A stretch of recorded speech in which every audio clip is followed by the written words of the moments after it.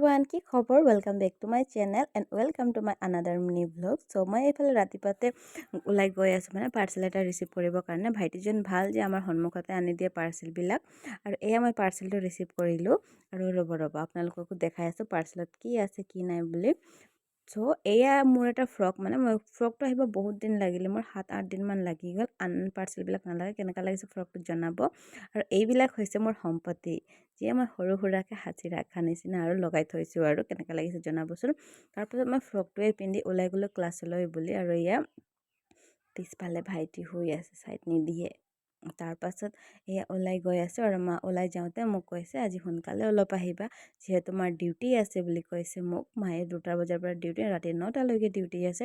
চ' এয়া মই ওলাই আহিলোঁ আৰু আহিয়ে দেখিছোঁ দেহালগড়ত একো নাই, না বাছ না অটো না মেজিক, একো নাই। বহুত দেৰি ৰখিব লগা হ'ল গাইজ। খুবেই মই 40 মিনিটমান ৰখিলোঁ তাত বাছৰ কাৰণে, বাছ অহা নাই। তাৰপাছত কোনোমতে বাছ এখন আহিলে আৰু বাছত উঠি দেখিছোঁ বাছত এটাও চিট খালী নাই, থিয় থিয় যাবলগীয়া হ'ল। তাৰপাছত অলপ দূৰহে গ'লোঁ বাৰু থিয়।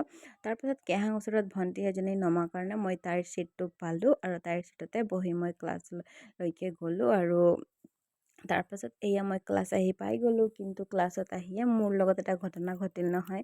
গ্ৰুপত মেছেজ চেক নকৰাৰ কাৰণে এইটো গতি হ'ল মোৰ। তাৰপাছত গৈয়ে মই দেখিছোঁ আমাৰ চেণ্টাৰ তো এটাও ষ্টুডেণ্টো নাই। তাৰপাছত কেনেকুৱানো ষ্টুডেণ্ট থাকিব গাইজ, কাৰণ আজি আমাৰ কম্পিউটাৰ চেণ্টাৰখন বন্ধ।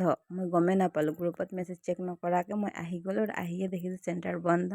তাৰপিছত মই বাইদেউক ফোন কৰি কিনে সুধিলোঁ, বাইদেউ কৈছে কি আজি চেণ্টাৰ বন্ধ। তাৰপিছত কি কৰিমনো, তাত ঘূৰি ঘৰ আহি গ'লে। এনেও মা জল্দি আহিব কৈছিলে মোক, সেইকাৰণে। আৰু আহিয়ে দেখিছোঁ মা ডিউটিলৈ ওলাইয়ে গ'ল, মোৰ ঘৰ আহিব দেৰি হ'ল বাছৰ কাৰণে। আৰু মোৰ আৰু ভাইটিৰ কাৰণে এয়া আলু ভাজি বনালোঁ আৰু শুই গ'লোঁ। গধূলি উঠি চাহ তাহ খাই এয়া ৰাতিৰ খানা বনাব লৈছোঁ।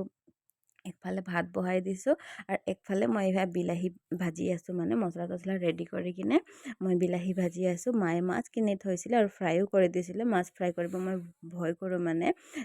তাৰপাছত ভয় মানে কি আৰু তেলৰ কাৰণে ভয় লাগে মোক, সেইকাৰণে। তাৰপাছত এয়া মই বিলাহীটো ভাজি আছোঁ মছলাৰ সৈতে, আৰু ভাজি এনেকৈ মানে অলপ দেৰি থৈ দিম। আৰু তাৰপিছত থোৱাৰ পাছত এয়া মই পানী দি দিলোঁ আৰু এয়া মাছবিলাক মই কাটিকৈ ফ্ৰাই কৰি থৈ দিছিলোঁ। তাৰপাছত এইফালে মাছ ভজা হৈ গ'ল। আজিলৈ ইমানে। কেনেকুৱা লাগিলে ভিডিঅ'টো জনাব বাই, আৰু ইউটিউব চেনেলটো ফেচবুক পেজটো ফ'ল' কৰি দিব বাই।